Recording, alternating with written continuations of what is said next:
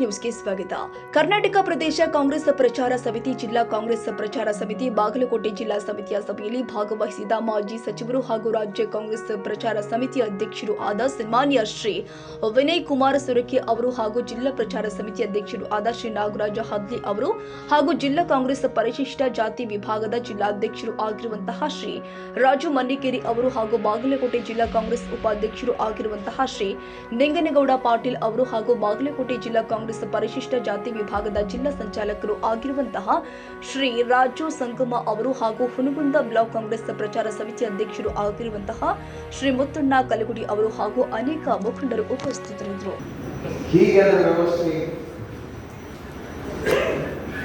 ಆದರೆ ಈಗ ಒಂದು ಹೊಸದಾದಂತಹ ಹೆಜ್ಜೆಗೆ ಹೊಸತನವನ್ನು, ಹೊಸ ಸಂಘಟನಾತ್ಮಕವಾದಂತಹ ಒಂದು ಚಟುವಟಿಕೆಯನ್ನು ನಾವು ನೋಡ್ತಾ ಇದ್ದೀವಿ.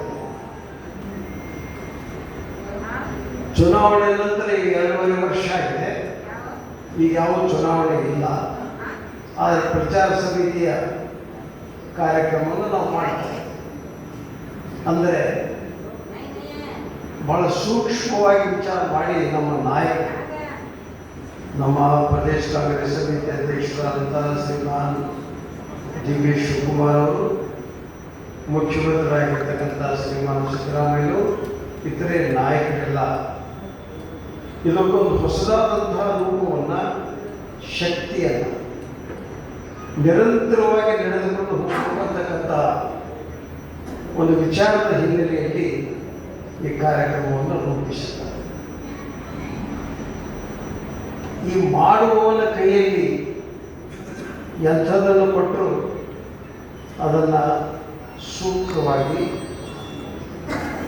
ಸುಂದರವಾಗಿ ಮಾಡೋದಕ್ಕೆ ಸಾಧ್ಯ ಅಂತಕ್ಕಂಥದ್ದು ಅದು ಮಾಡುವವನ ಕ್ರಿಯಾಶೀಲತೆ, ಇಚ್ಛಾಶಕ್ತಿ, ಉತ್ಸಾಹ ಇದರ ಮೇಲೆ ಇರ್ತದೆ. ಕನ್ನಡಿಗರ ಮೆಚ್ಚಿನ ನಿಮ್ಮ AJ 24/7 ನ್ಯೂಸ್ ಕನ್ನಡ ವಾಹಿನಿ ಇದೀಗ ಟಿವಿಯಲ್ಲಿ ಲಭ್ಯ. ವೇಳೆ ನೋಟಿಸ್ ಕೊಟ್ಟಿದ್ರೆ ವಾಪಸ್ ತಗೋತೀವಿ.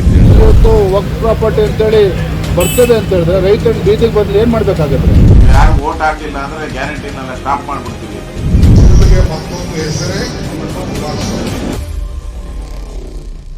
ಕರ್ನಾಟಕ ಮತ್ತು ದೇಶ ವಿದೇಶ 360 ಡಿಗ್ರಿ ಸುದ್ದಿ ಹಾಗೂ ಉತ್ತರ ಕರ್ನಾಟಕ, ಬೆಳಗಾವಿ, ಬಾಗಲಕೋಟೆ, ಧಾರವಾಡ, ಹಾವೇರಿ, ಗದಗ, ಬಿಜಾಪುರ ಜಿಲ್ಲೆಯ ಕ್ಷಣ ಕ್ಷಣದ ವಿವರವನ್ನ ಪಡೆಯುವುದಕ್ಕೆ AJ 24/7 ನ್ಯೂಸ್ ಕನ್ನಡ ವಾಹಿನಿಯನ್ನ ಲೈಕ್ ಮಾಡಿ, ವಿಡಿಯೋಗಳನ್ನ ಶೇರ್ ಮಾಡಿ, ಕಮೆಂಟ್ ಮಾಡುವ ಮೂಲಕ ನಮ್ಮ ವಾಹಿನಿಗೆ ಸಹಕಾರ ನೀಡಿ ಮತ್ತು ಚಾನೆಲ್ ಅನ್ನ ಸಬ್ಸ್ಕ್ರೈಬ್ ಮಾಡಿ.